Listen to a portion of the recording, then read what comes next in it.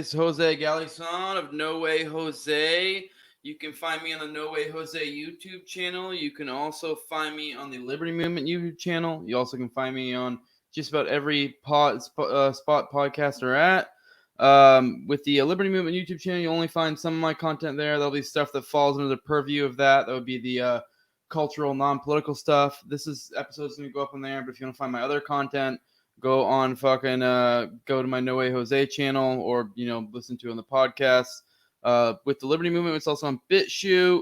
If you ever need to contact me for any reason, hit me up on thelibertymovementglobal@gmail.com.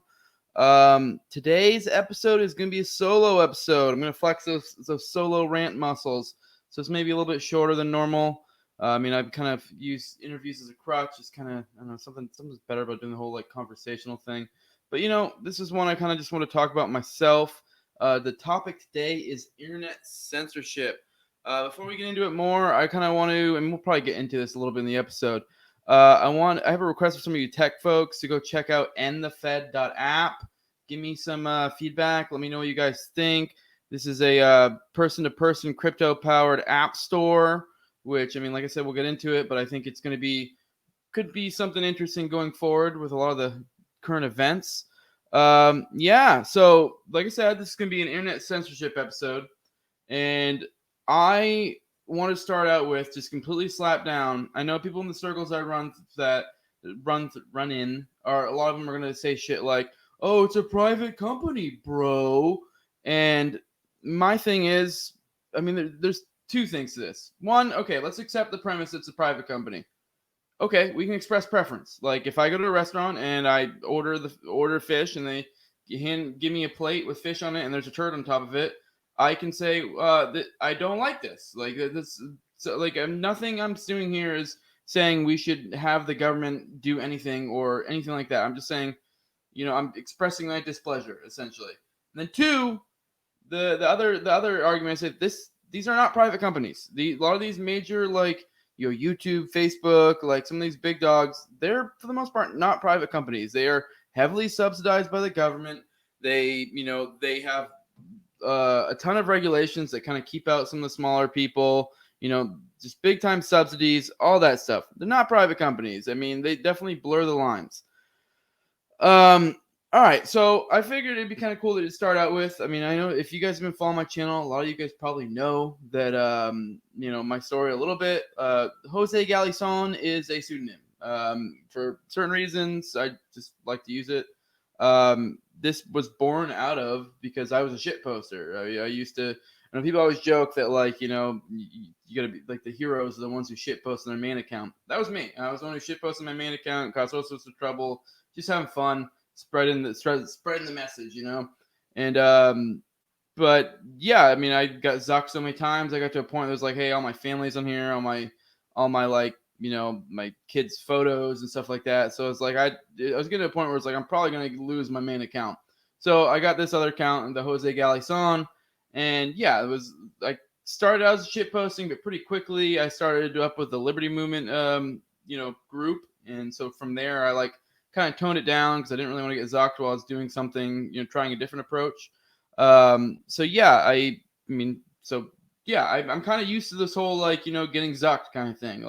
I've been playing this game for a while. I've gotten good at riding the line, and I kind of got to the point where it's you kind of just know what you can and can't get away with, and things are getting weird now to where it's not necessarily the case, to where it's you don't know what you could even get taken down for.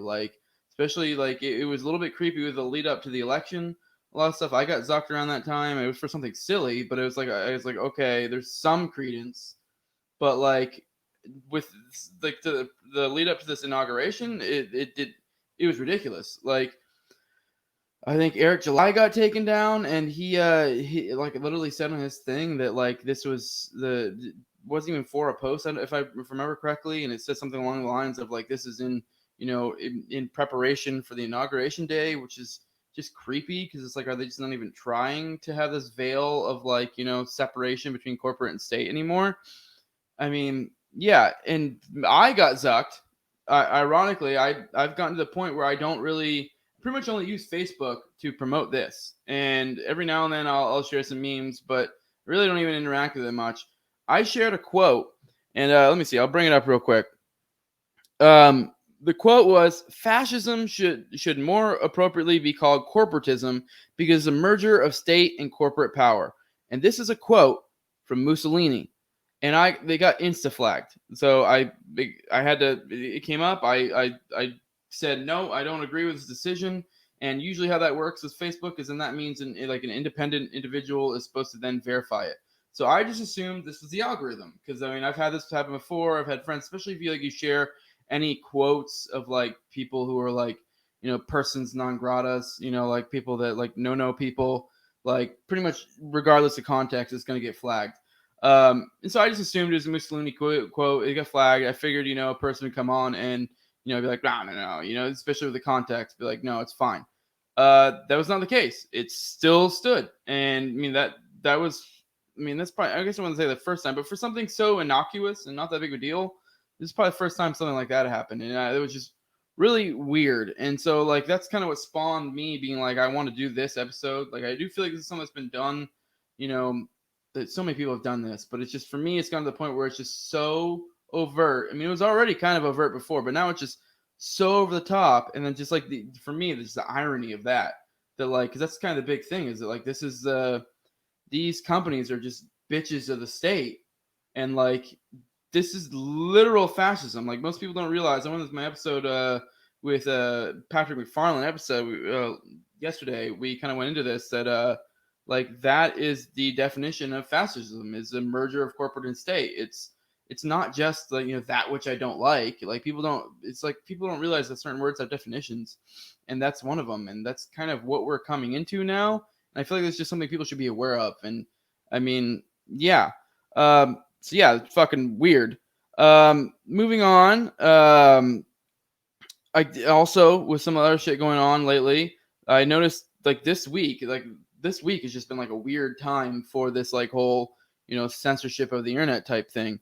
I saw there was an article from the Associated Press, which they were complaining about podcasts being loopholes, which, I mean, this is creepy. And then there was another one I'm sure a lot of people have seen shared around, which was CNN, and they were complaining. One of the big things they were complaining about is that some YouTubers have larger platforms than them, and it's just so ironic. It's just like they just don't catch that. Like, well, maybe it's just because people like them better. I mean, it's the whole idea of the cathedral, and like, we are just the accepted news source, and just that's the a priori you start from.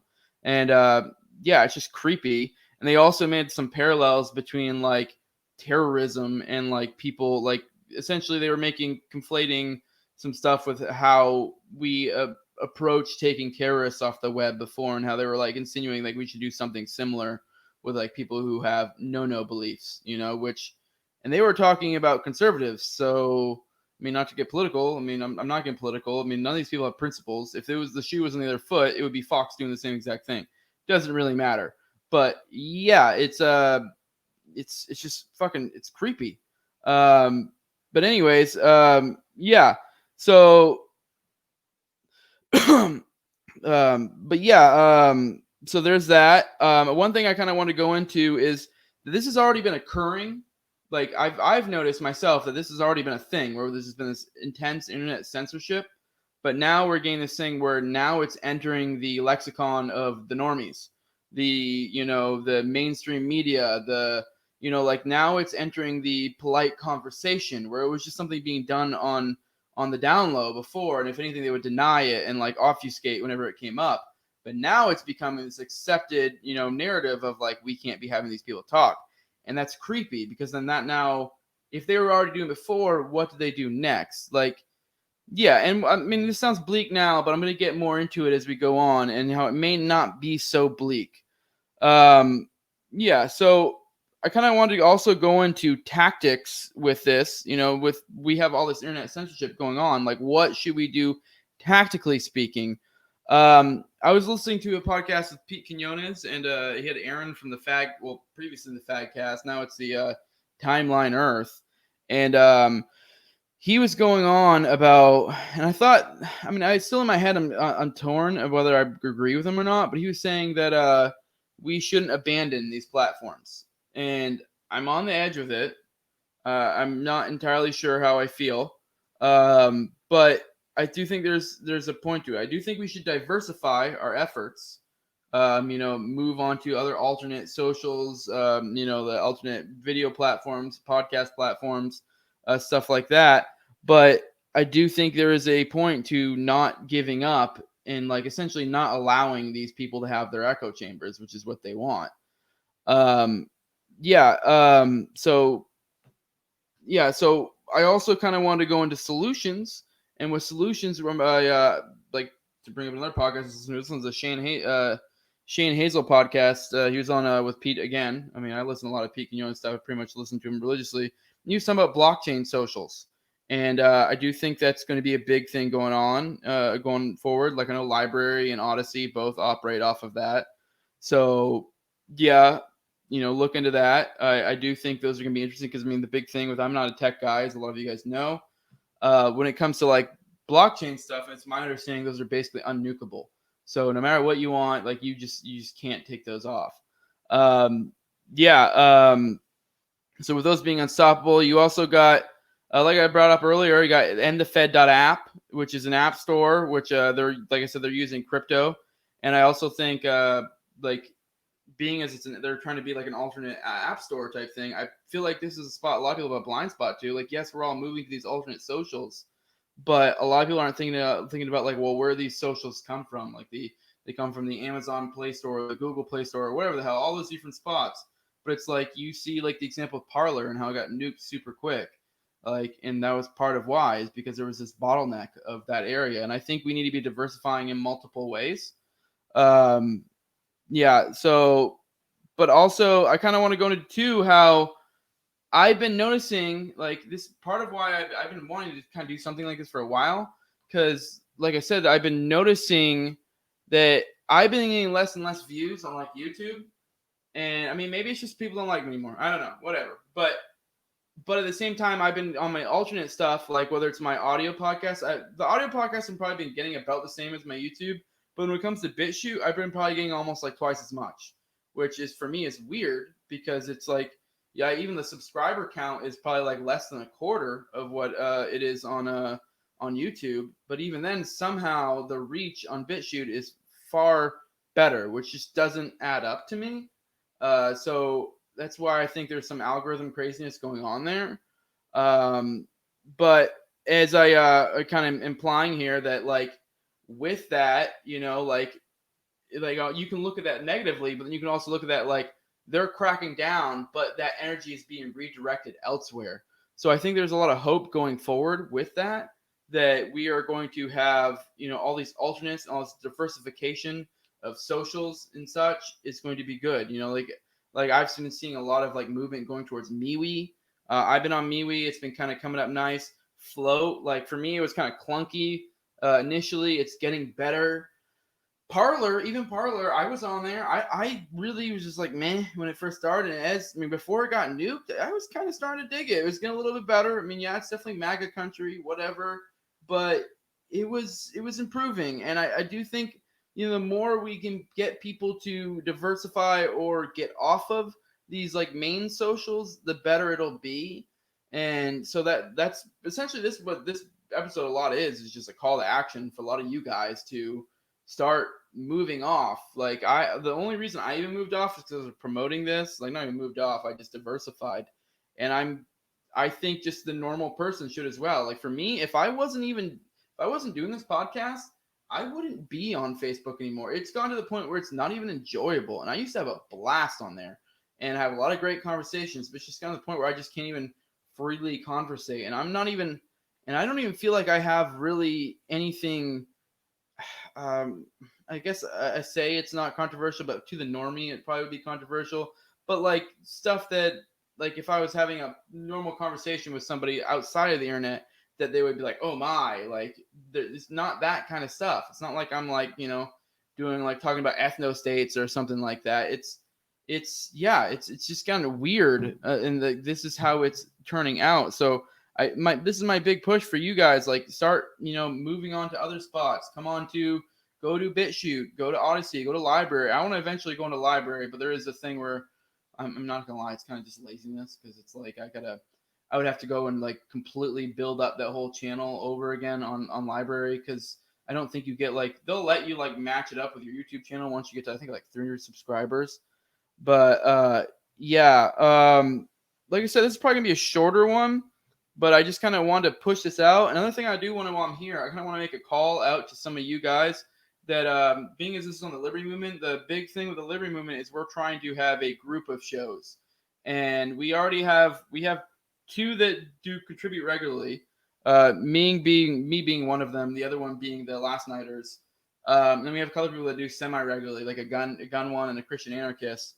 But if any of you guys out there, are trying to get into the podcast game and you want a platform to start out with, initially, or even if you do long term, let me know, hit me up. I mean, like, if it fits that brand of liberty, or of like cultural and non-political, and it's like kind of liberty-minded ish. Like, the one good example I've brought up a lot is like sports. Like, say you're just a liberty-minded individual, like, for example, Mark Claire, like, I'm pretty sure he's a sports announcer, but like, say you want to do like a sports show and you just happen to be a liberty person, hit me up, let me know. I'm totally down for like adding someone to the roster of rotating shows on here.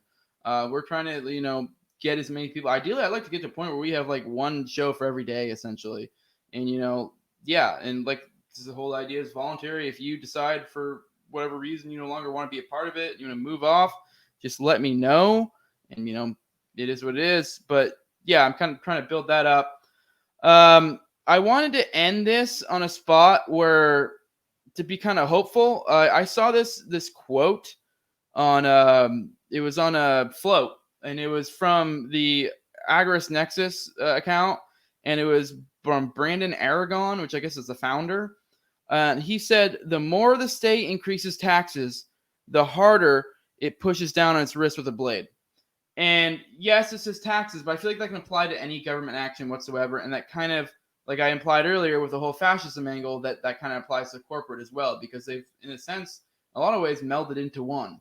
And so I think with, the more that it's pushed down, where they're trying to tamper down on any dissenting information, the more they screw themselves over. And that's been a frequent theme of a lot of my episodes recently, and I do think it's going to be a theme going forward. And yeah, so I think that does definitely applies, and not just in taxes, just any government/corporate, or the melding of the two type action. That the more they tamper down, the more, and they're not just going to be able to stop it. Like I brought in the blockchain stuff. It's just not going to be a thing they're going to be able to stop. Like I said, it's going to be a short episode, so I'm going to go ahead and wrap it up now. Kind of do my plugs. Like I said at the beginning, I got the No Way Jose YouTube channel, all on audio podcast as well. The Liberty Movement YouTube and BitShoot channel. We're on Facebook. We're on MeWe, the Liberty Movement. I myself am on Facebook. I'm kind of, I'm only on Messenger right now. So I'm on Facebook. I'm on MeWe, Float, Twitter. I was on Parler. I might start expanding to Minds and some other ones here soon, because I do want to like kind of practice what I preach and start diversifying. Like I mentioned earlier, the endthefed.app. Check them out. Let me know what you think. I really want to get some feedback. I really do think this is a really interesting idea, and they're very much like in their infancy, but it's more about getting people on board to kind of move it forward, because I do think that is a big bottleneck in this whole like social game, is the app store. Because I mean, if we do get up with a million different apps, but we only end up with like 2, 3, 4 app stores that people use regularly, it's kind of like, what's the point? They can still just nuke it off of the app store. So yeah, like I've also said too, thelibertymovementglobal@gmail.com. Like, share, subscribe, comment, all that good stuff. Like I said, they are trying to I feel like I've been noticing from I started, the views I was getting at the beginning, the views I'm getting now are starkly different. So, I would ask that you try to support content you like, even if it's as simple as clicking the like button. If it's something you do like, if you don't, whatever, I'm not begging or anything. Just be mindful when you interact. Like, if you like stuff, promote that stuff, share it, comment, whatever, And yeah, with that, deuces. Appreciate it. I hope you guys enjoyed this. I know it was a quick one, but I just this is a thing I've been on my mind lately, so I wanted to kind of go into it. All right.